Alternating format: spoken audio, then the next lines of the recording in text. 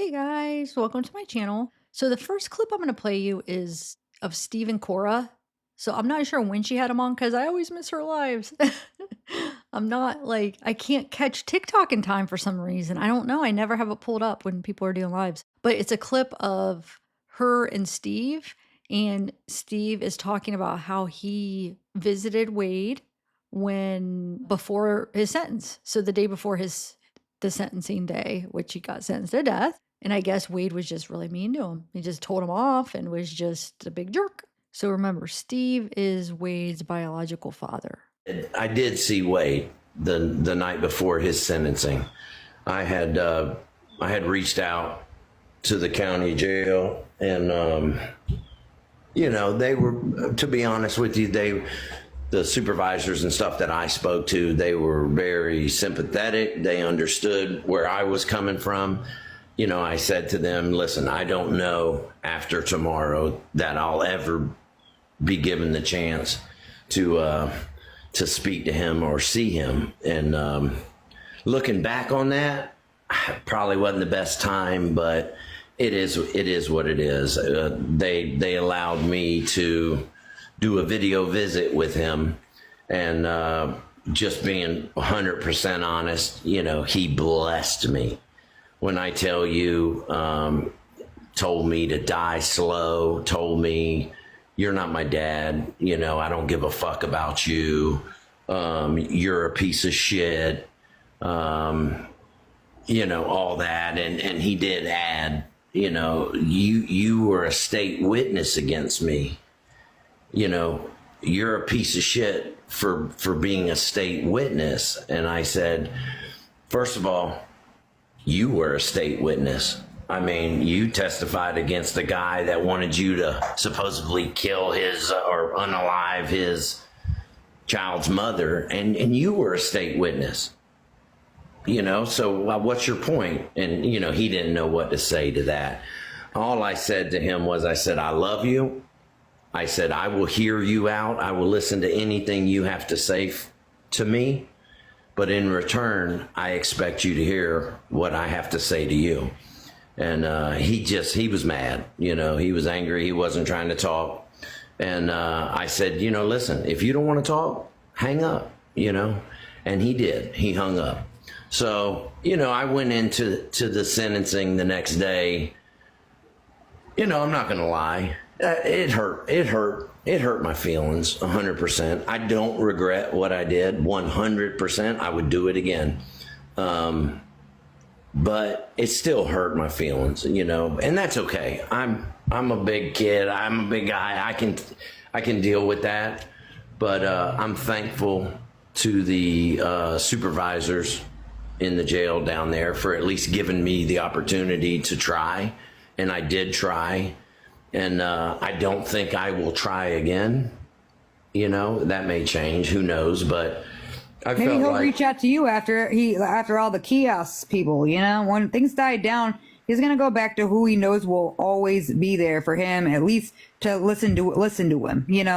Yeah. Well, and that may be true. And if that time comes, I'm never gonna turn my back on him.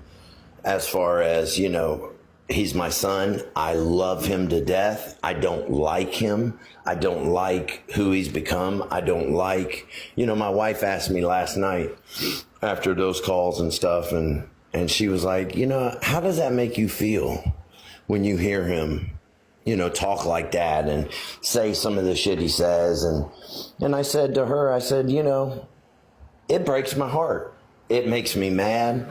It pisses me off because I just wish I heard something different out of him. And that's what bothers me the most, is that I haven't heard any of that on any phone call I've listened to, nothing.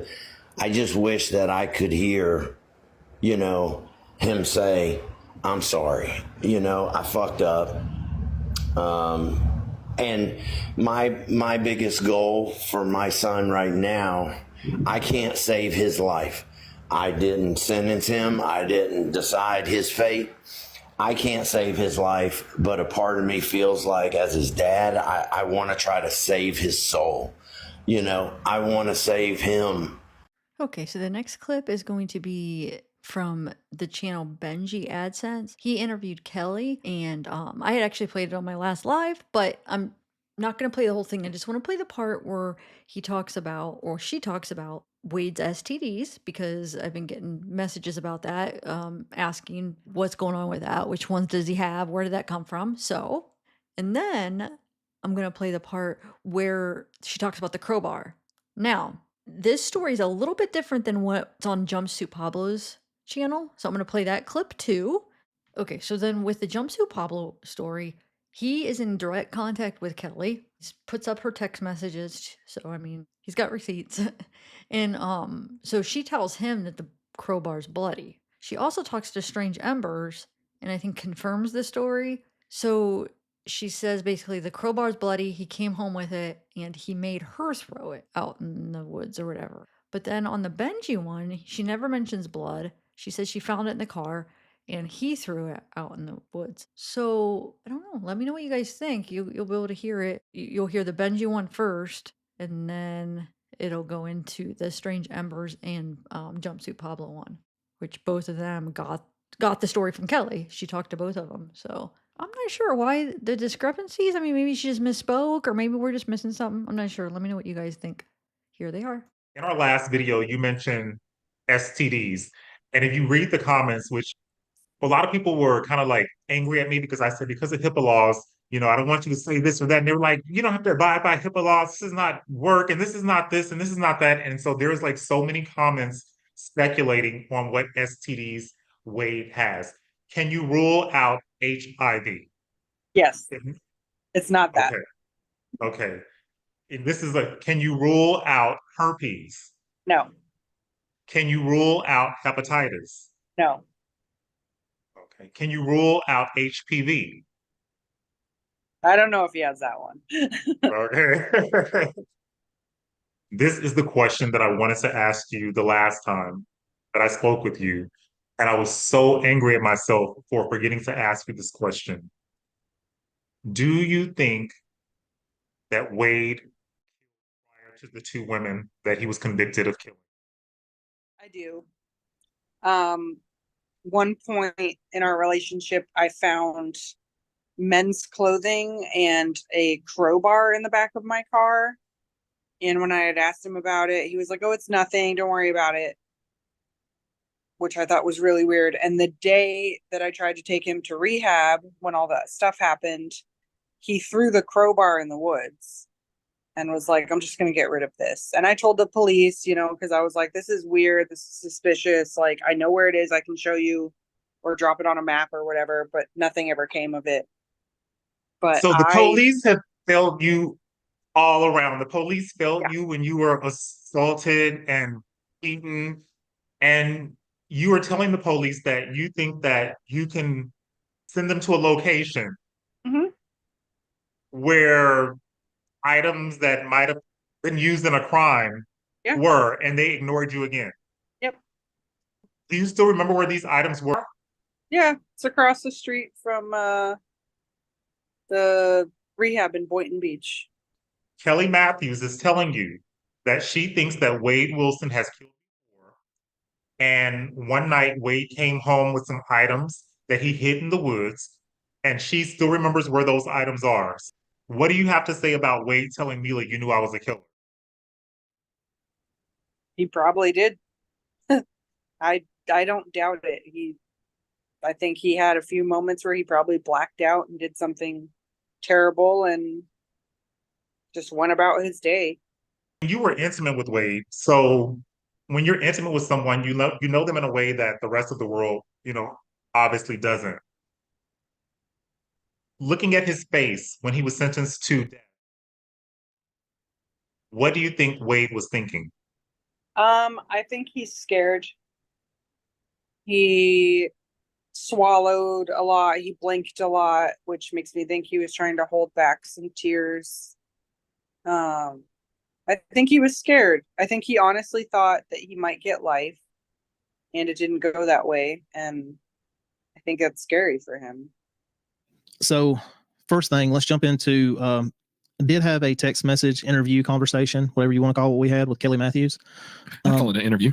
We asked some, yeah, we asked her some questions. Some of it was just, some of the questions were just, I wanted a little more clarification on some of the things. She had a couple interviews, an interview, couple, I don't really know for sure, with Jumpsuit Pablo.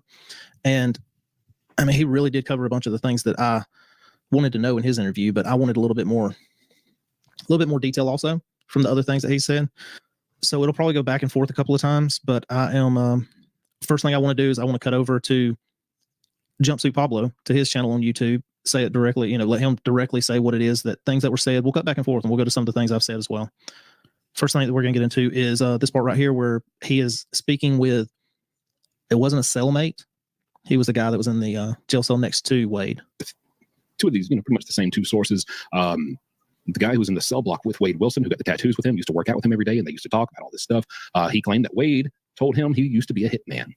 And so when I asked about this with his ex-girlfriend, Kelly Matthews, who has been working with me and answering questions, giving me insight and information, she said, no, I don't think Wade was ever a hitman. I don't know anything about that. I think he's full of crap. So I posted this video, and of course, his former cell block fellow inmate messaged me again, and he sent me a very, very long message with a lot of detail. I'll spare you most of it and just kind of sum it up for you.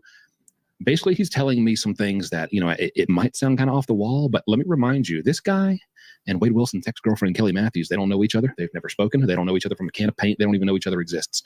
The details he gave when I relayed these, or when I brought this to her, and the matching details that were given, that's when it started to get interesting. So he tells me that Wade Wilson, he definitely slid some paperwork under his door just about his whole, all the evidence the state had against him for these, for what he was in there for, not related to this that I'm about to talk about, but they got very close with each other in that way. He said that with these, the evidence and the papers that were passed under the door, there was something there about a guy who was on The Deadliest Catch.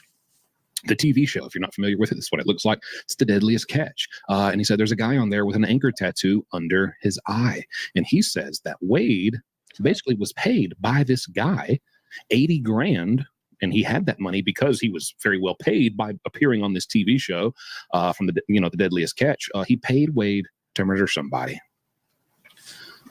That's what this paperwork said that he saw, and it had a picture of him.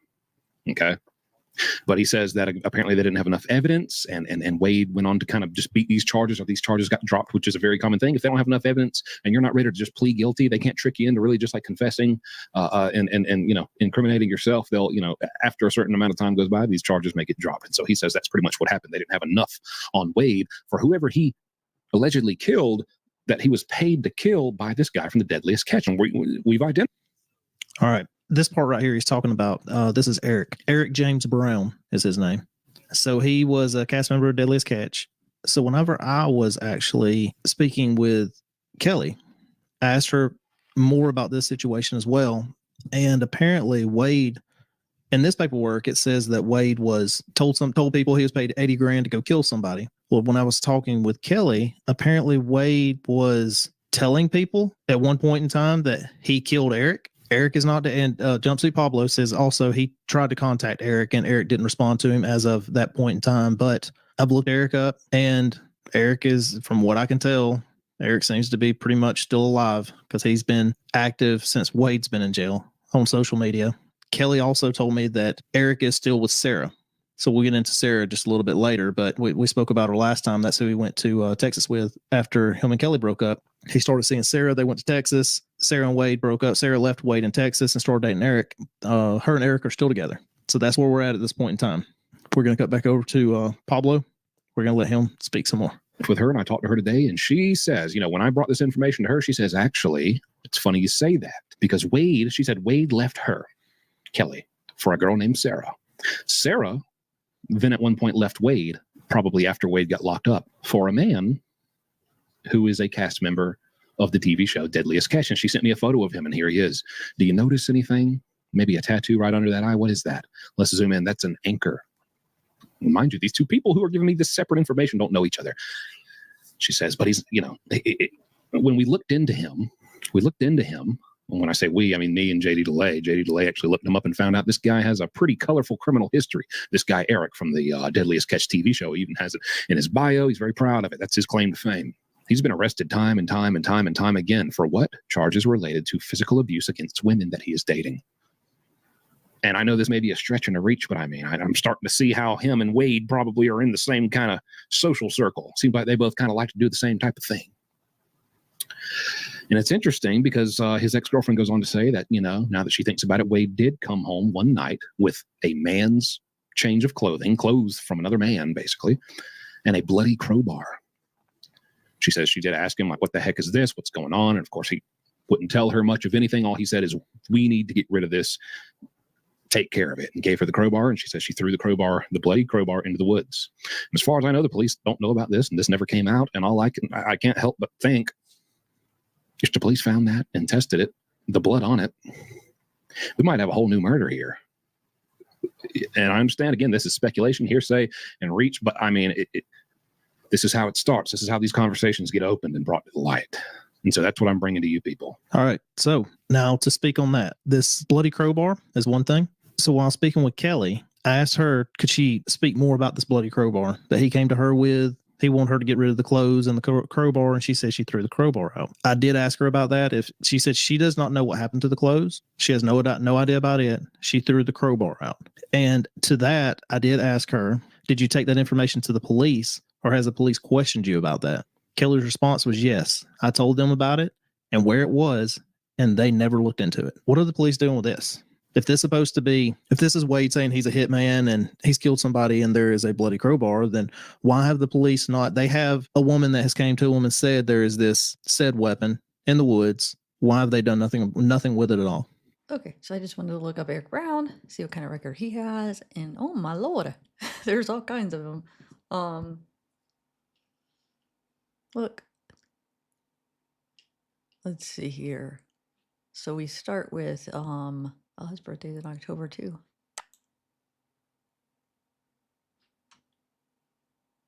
Non-moving traffic violation, possessed display, revoked license, weapon offense, sell, possess, self-propelled knife. Then we got, so this is in what? 2007, DUI, traffic offense, refused to submit to a DUI, alcohol, drug, first offense, hit and run, leave scene of crash, involve damage, failure to appear while driving with a license suspended, cocaine possession, narcotic equipment possess, marijuana possession. Sorry, I was forgetting to do the year. So this is what? 2010, we got marijuana possession. 2010 again, probation violation, possession, cocaine. 2011, battery, touch or strike. 2012, DUI, unlawful alcohol, BUI, first or second violation. 2012, we have DUI, unlawful alcohol. Same crap. Then we got 2014, robbery, carjacking without firearm or weapon. Then we have 2015, battery, touch or strike, moving traffic violation, reckless drive, hit and run, leave scene of crash, grand theft, moving traffic violation. Then we got 2016, probation violation.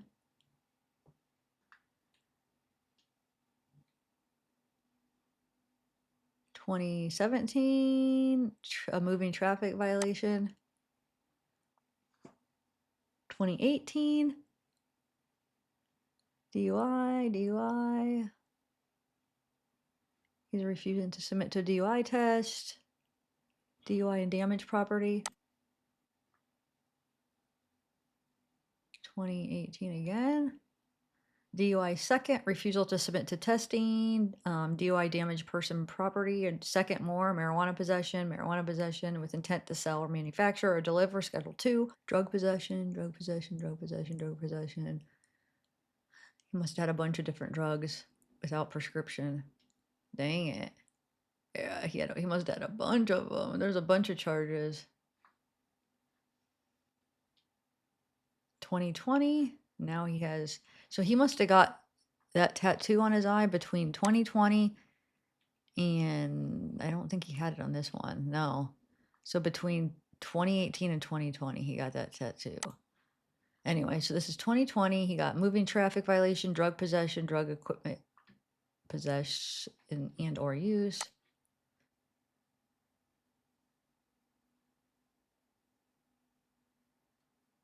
$2020 out of county warrant.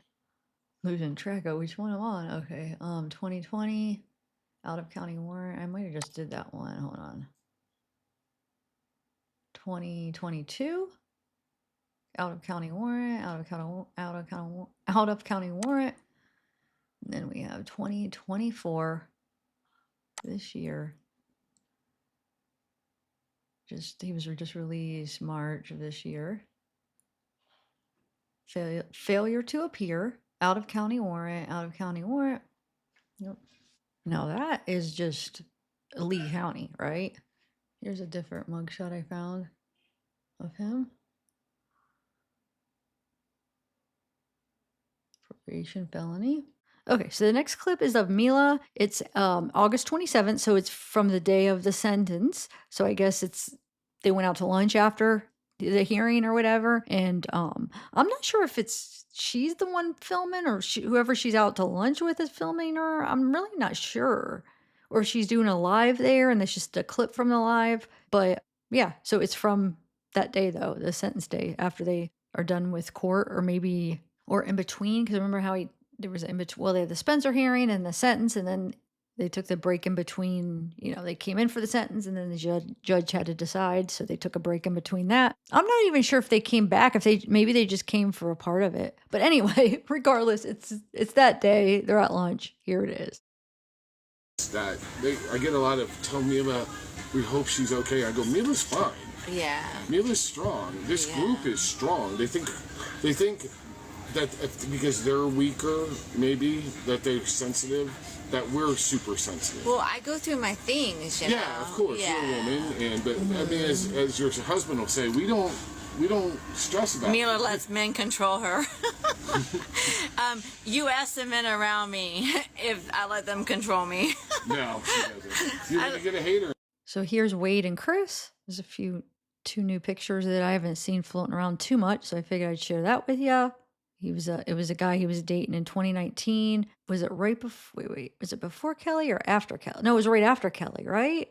Okay, so now the tattoos. So somebody posted this, I guess, on Reddit on the fangirl page. The Wade support fangirls. Freaking wet tattoo of his face. And then we got this one. It looks like it's on her shoulder. It says Wade Wilson. And then let's not forget Breezy getting the Wade Wilson with the 2019 on her chest. And then this girl looks like she just has a thing on her phone, and then her shirt. She's got some Wade Wilson on her shirt. These women are obsessed with this guy.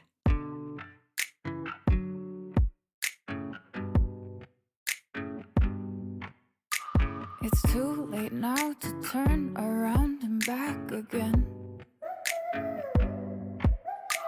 I made my bed and now I lay my head in it. And I'm sorry I'm not perfect, but I know